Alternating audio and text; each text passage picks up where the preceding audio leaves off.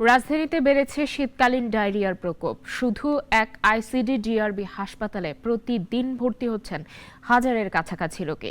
এদের প্রায় ৮০% শিশু, যাদের বয়স ৫ বছরের নিচে। বছরের অন্যান্য সময় যে ডায়রিয়া বা কলেরা দেখা দেয়, তার থেকে শীতকালীন ডায়রিয়ার কিছুটা পার্থক্য আছে।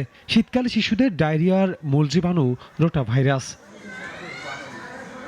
শীতের প্রকোপ বাড়ার সাথে সাথে বাড়ছে এই ভাইরাসে আক্রান্তের সংখ্যা।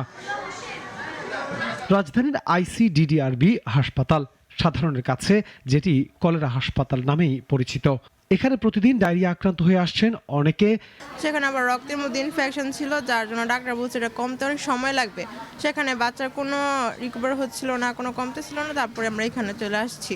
টুইন বেবি ছিল, তো ছেলেটার অবস্থা খুবই খারাপ ছিল, সাথে সাথে আইসিইউতে ভর্তি করছে। আর মেয়েটা একটু ভালো ছিল, তাই এখানে দিয়েছিল।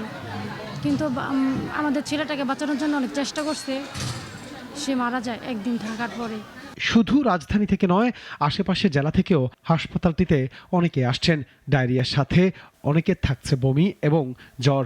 আমরা গতকাল রাত্রে আসছি, ওর ডায়রিয়া 5 দিন যাবত। পরে ময়মনসিংহ থেকে ওষুধ খাওয়াইছি, কমছে না। পরে সবাই বলতেছে এই জায়গায় নিয়ে আসার জন্য।